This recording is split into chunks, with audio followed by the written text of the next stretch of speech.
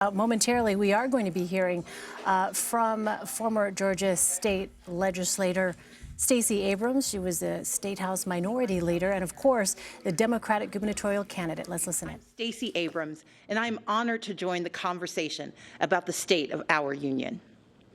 Growing up, my family went back and forth between lower middle class and working class.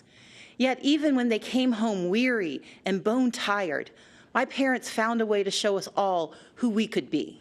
My librarian mother taught us to love learning. My father, a shipyard worker, put in overtime and extra shifts, and they made sure we volunteered to help others. Later, they both became United Methodist ministers, an expression of the faith that guides us. These were our family values: faith, service, education, and responsibility. Now, we only had one car, so sometimes my dad had to hitchhike and walk long stretches during the 30-mile trip home from the shipyards. One rainy night, my mom got worried. We piled in the car and went out looking for him, and we eventually found my dad making his way along the road, soaked and shivering in his shirt sleeves. When he got in the car, my mom asked if he'd left his coat at work. He explained that he'd given it to a homeless man he'd met on the highway. When we asked why he'd given away his only jacket, my dad turned to us and said, "I knew when I left that man he'd still be alone, but I could give him my coat because I knew you were coming for me." Our power and strength as Americans lives in our hard work and our belief in more. My family understood firsthand that while success is not guaranteed, we live in a nation where opportunity is possible. But we do not succeed alone. In these United States, when times are tough, we can persevere because our friends and neighbors will come for us. Our first responders will come for us. It is this mantra, this uncommon grace of community, that has driven me to become an attorney, a small business owner, a writer, and most recently, the Democratic nominee for governor of Georgia. My reason for running was simple. I love our country and its promise of opportunity for all. And I stand here tonight because I hold fast to my father's credo. Together, we are coming for America, for a better America. Just a few weeks ago, I joined volunteers to distribute meals to furloughed federal workers. They waited in line for a box of food and a sliver of hope since they hadn't received paychecks in weeks. Making livelihoods of our federal workers a pawn for political games is a disgrace. The shutdown was a stunt engineered by the President of the United States, one that defied every tenet of fairness and abandoned not just our people, but our values. For 7 years, I led the Democratic Party in the Georgia House of Representatives. I didn't always agree with the Republican speaker or governor, but I understood that our constituents didn't care about our political parties, they cared about their lives. So when we had to negotiate criminal justice reform or transportation or foster care improvements, the leaders of our state didn't shut down.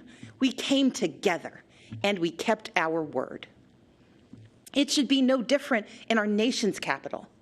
We may come from different sides of the political aisle, but our joint commitment to the ideals of this nation cannot be negotiable. Our most urgent work is to realize Americans' dreams of today and tomorrow, to carve a path to independence and prosperity that can last a lifetime. Children deserve an excellent education from cradle to career. We owe them safe schools and the highest standards, regardless of zip code. Yet this White House responds timidly, while first graders practice active shooter drills, and the price of higher education grows ever steeper. From now on, our leaders must be willing to tackle gun safety measures and face the crippling effect of educational loans, to support educators and invest what is necessary to unleash the power of America's greatest minds. In Georgia and around the country, people are striving for a middle class where a salary truly equals economic security. But instead, families' hopes are being crushed by Republican leadership that ignores real life or just doesn't understand it.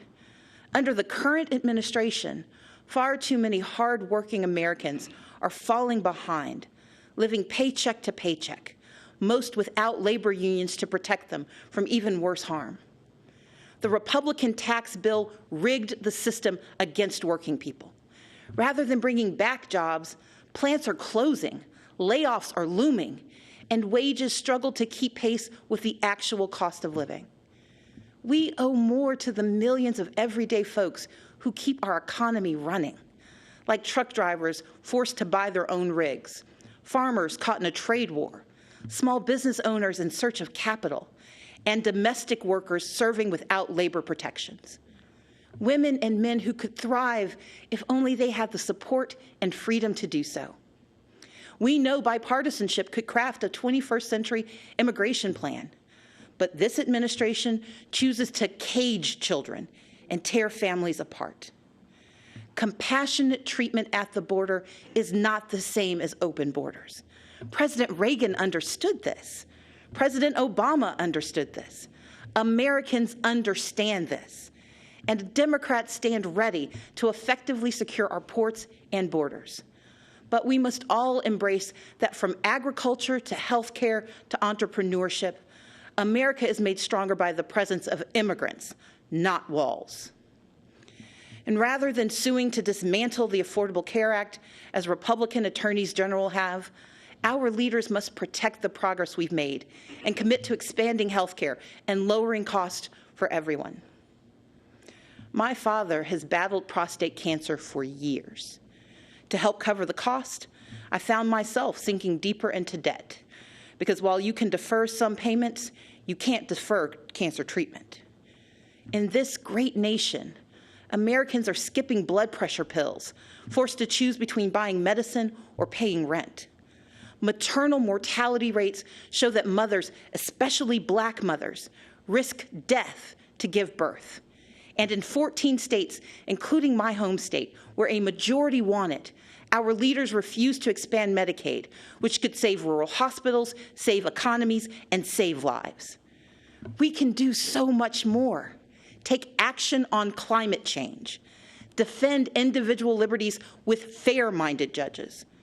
But none of these ambitions are possible without the bedrock guarantee of our right to vote. Let's be clear. Voter suppression is real. From making it harder to register and stay on the rolls, to moving and closing polling places, to rejecting lawful ballots, we can no longer ignore these threats to democracy.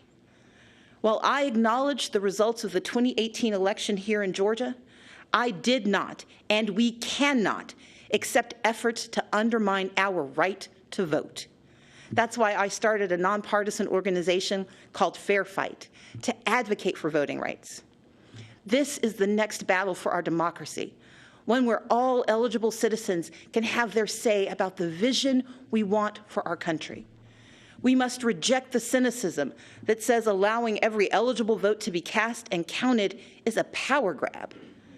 Americans understand that these are the values our brave men and women in uniform and our veterans risk their lives to defend.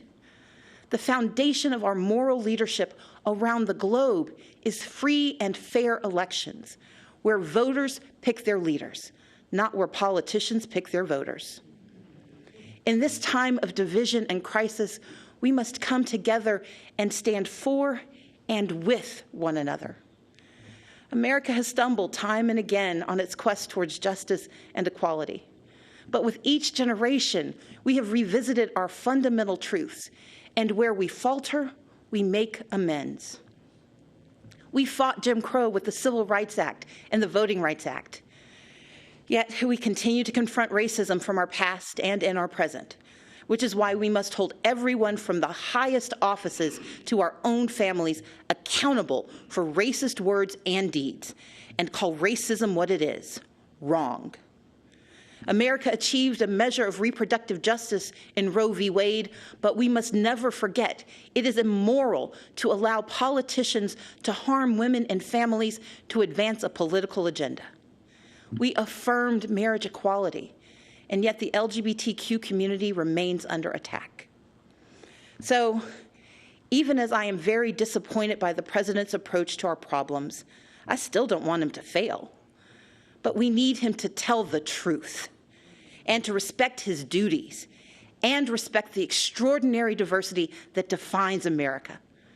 Our progress has always been found in the refuge, in the basic instinct of the American experiment, to do right by our people. And with a renewed commitment to social and economic justice, we will create a stronger America together. Because America wins by fighting for our shared values against all enemies, foreign and domestic. That is who we are. And when we do so, never wavering, the state of our union will always be strong. Thank you, and may God bless the United States of America.